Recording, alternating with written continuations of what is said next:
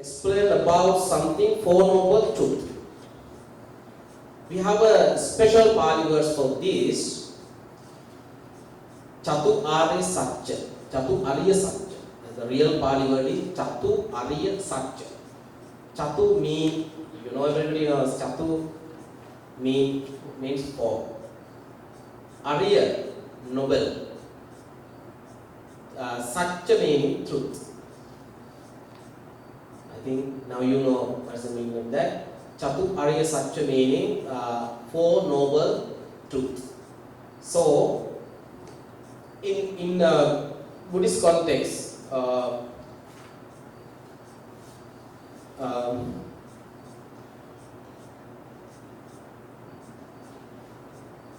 in Dhamma Sutta, you know, everybody have heard about that sutta. That was the first Dhamma talk of the Buddha. In that sutta, I have mentioned the name of that sutta. Dhammacakkappavattana Sutta, that even if all devas, brahmas, maras, samanas, brahmanas, so anyone in the world, anybody could ever change these Four Noble Truths. Why? Because they are not a creation of the Buddha. They are natural laws of existence.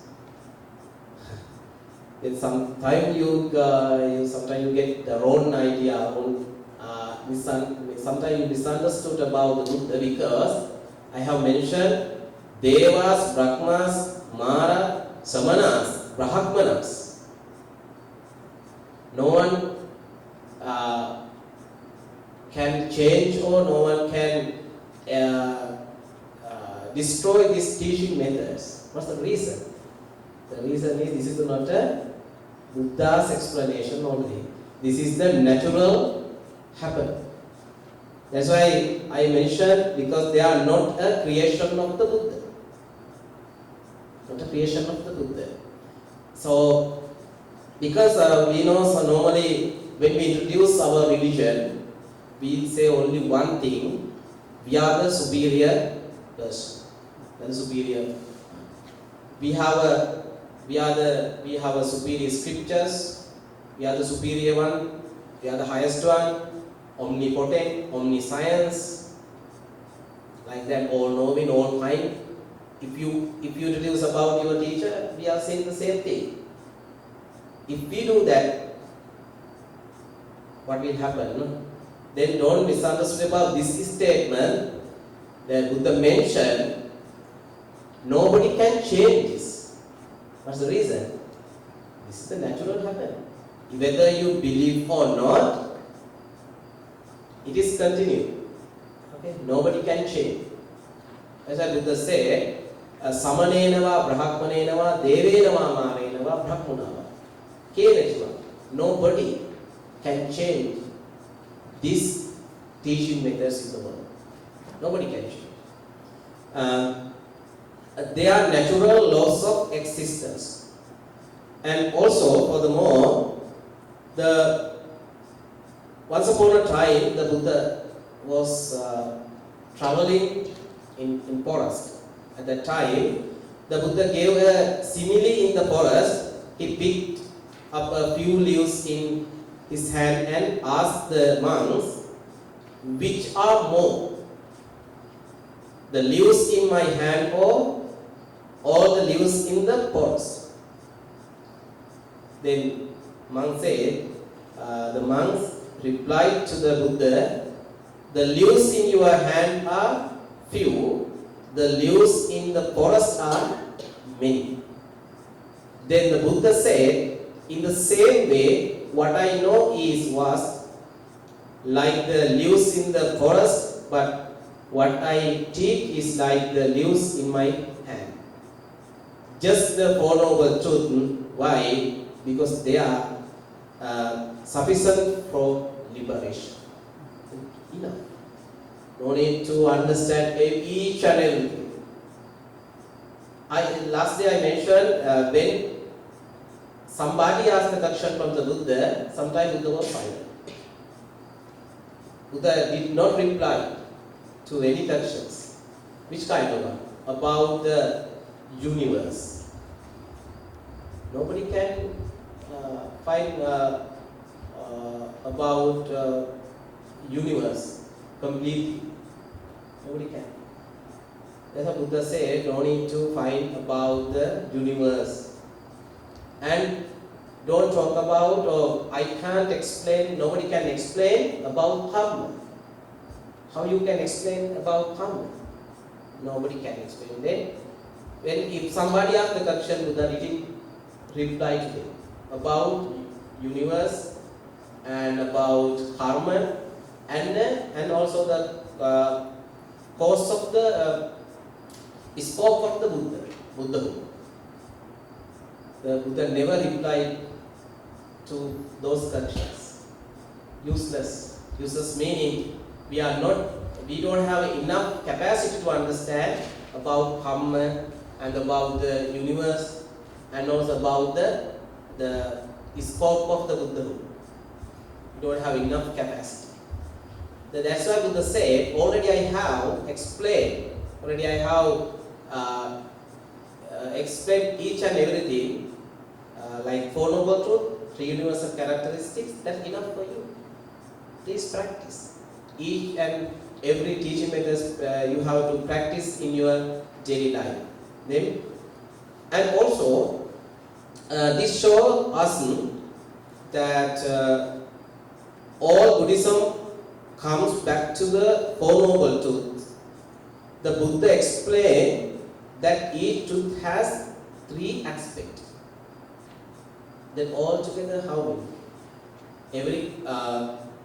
Each truth has 3 aspects. Then altogether we have 12. What is that?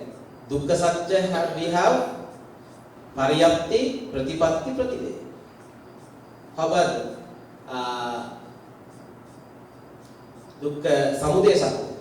The same thing, no? We have Pariyapti, Pratipatti, Prativeda. How about the Nirodha, cessation of suffering? The same thing, Pariyapti, Pratipatti, Prativeda. And how about Eight Noble Path or Path? They have the same thing, Pariyapti, Pratipatti and Prativeda. Then altogether we have 12.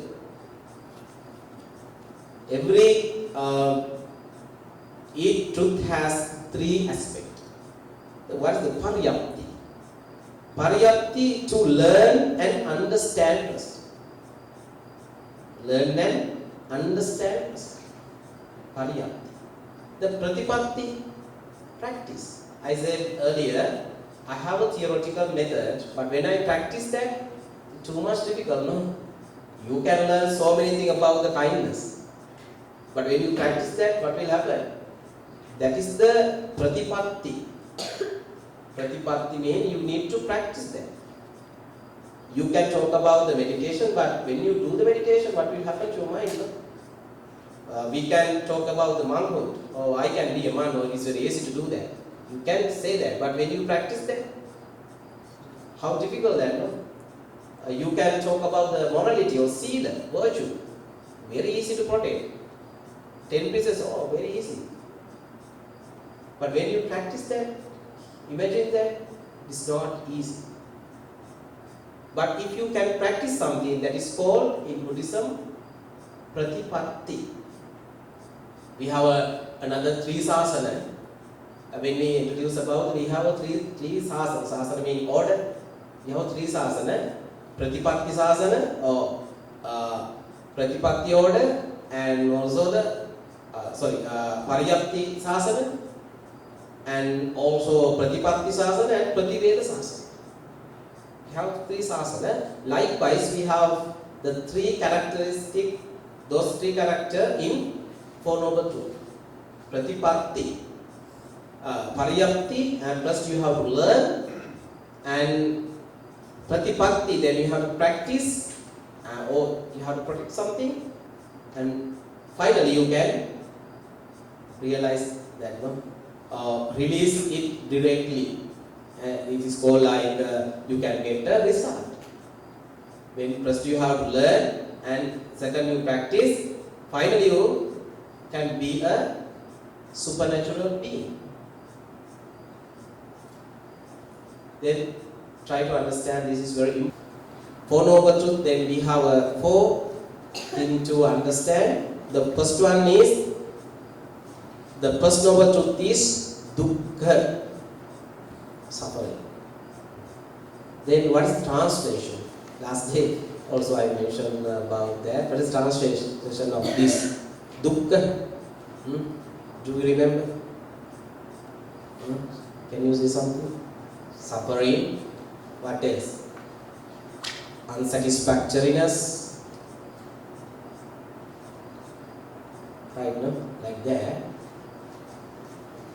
But at what time we use that word in English word? When we suffer something, we use that. If we are not in a comfortable position or comfortable life, we use unsatisfactoriness like that, as a theme. But if you are in a happy moment, that is also suffering. If you are happy, the Buddha explained, that is also suffering. Later you can understand. Therefore, don't misunderstand about this word. Dukkha is not only talking about your painful thing, not only talk about your sadness thing, even happiness. Happiness also depend on suffering. You have a nice sutta, don't worry. You have everything, you can understand very easily. Then dukkha often translated as suffering, but the Buddha's meaning is wider. It is include imperfection, impermanence, anicca, like that, emptiness. We use the different kind of words, but very easy to understand when you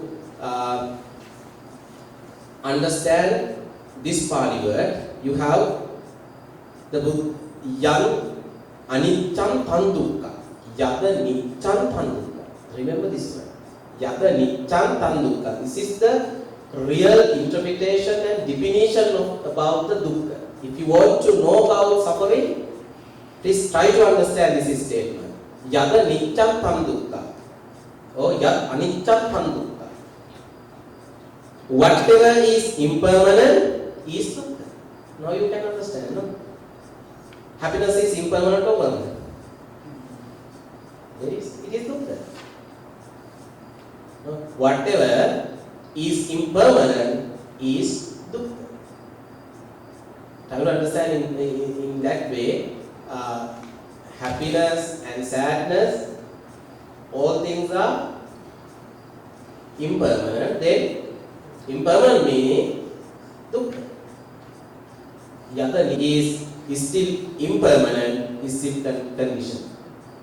If your jhana is impermanent, or your higher supernatural power is impermanent, that meaning it's dukkha.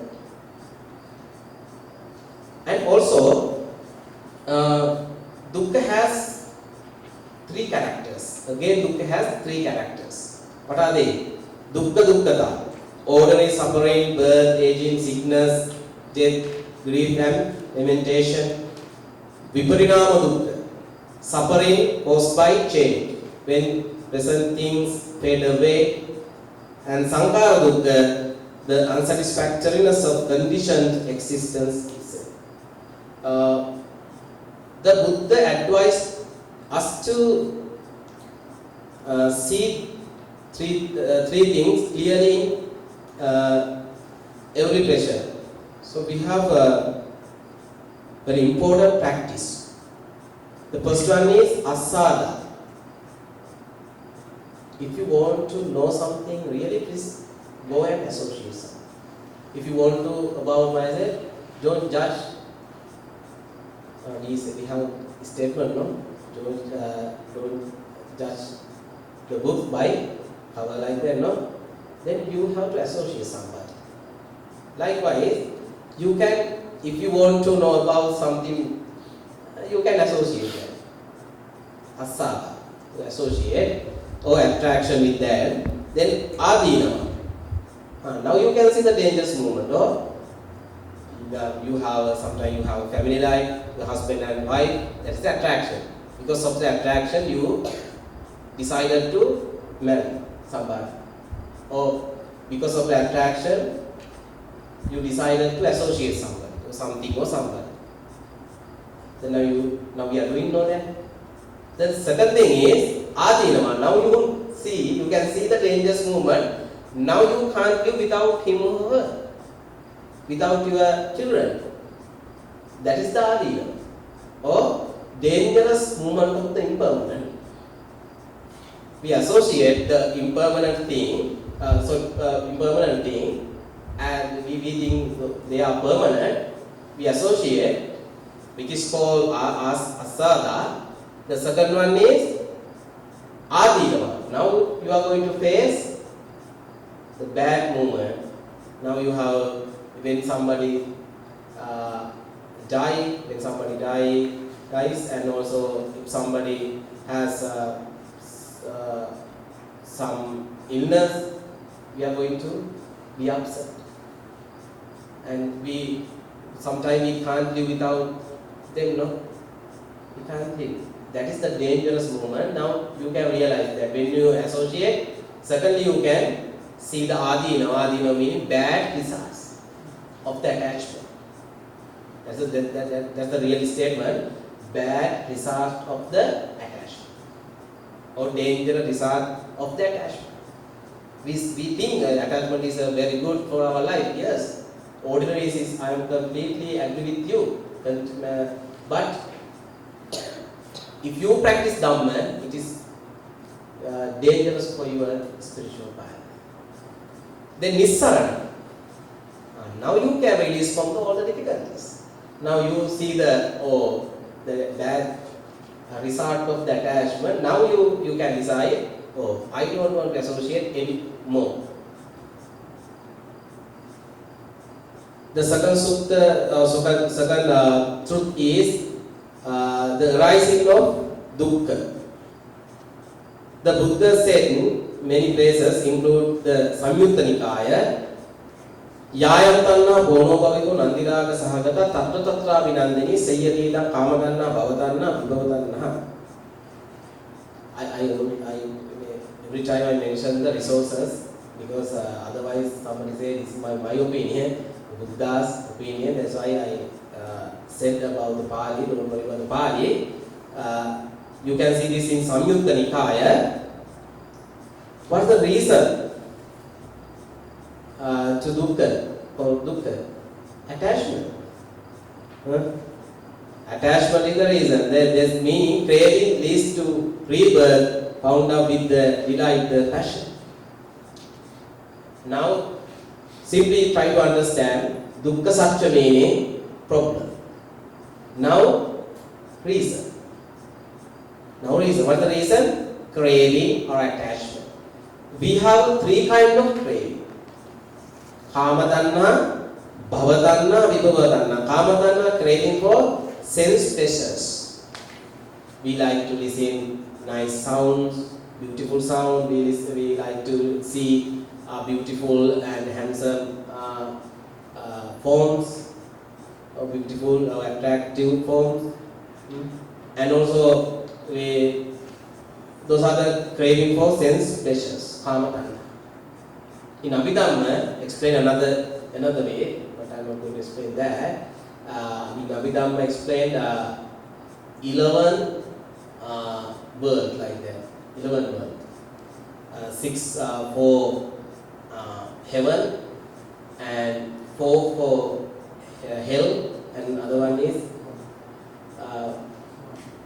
manusa, or human. Altogether we have 11 according to Abhidhamma. Those are also known as kama, loka, kama, world.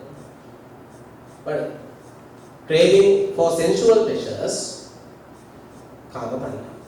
Then bhava tanha, craving for existence. So kind of a tanha, somebody do the good things to be a god or deities or supernatural being. You don't want to release from the samsara or this journey, circle of journey. You want to be a more than this life, or deva or deities or rich person. You want to something than this life. That is called bhavatanna. The people do good activities to get higher position. Not this life, supramundane life or next life. That is called bhavatanna. Then what is the other one is vibhavatanna. Earlier I mentioned somebody doesn't believe rebirth or supramundane life. They say this is the one and only life. You can do anything. Don't worry about to do bad things. If you want to do bad things, you do that. If you want to do good things, you do that. Don't want to get advice from the religious leaders. Whatever you want to do, please do it. This is the last life that you have, that you achieved. Vibhava meaning you want to enjoy only this life. You don't want to do something, you don't think about the next life. You only think about this life. That is all vibhava, tanha, craving for non-existence. Then, this craving arises dependent on feeling, vedana. Feeling arises from the contact, phassa. This is explained in the teaching of Paticca dependent origination. A story from Sanghara Sutta. There was another sutta called Sanghara where in that sutta Buddha said, a farmer asked the Buddhas to bless his field or paddy field, so no floods and pests or disaster would harm it. The Buddha replied, I cannot stop the nature of the world. I cannot stop the nature of the world. How can I stop? We can. We can only bless, we can only give the advice, but we can change. If you do the good thing, sometime next day you have a sometime bad moment for your life, accident or cancer. We don't know that. Then you don't want to blame to the Dhamma. Somebody has achieved bad thing. They blame to the Dhamma. Oh, I practice many times Dhamma. I do alms giving or offering. I practice virtues. I practice meditation. But now I am suffering cancer. So like that, it is not a big. It is not a problems of the Dhamma. It's a nature. That is why the Buddha said the similar thing. The farmer said, please advise to, please bless for my field or paddy field. And also the disaster would harm it. The Buddha replied, I cannot stop the nature of the world. Example, he explained, the sun will shine, the rain will fall, and pests may come, but I can teach your way to protect your mind from sorrow. I can teach only how to make your mind only.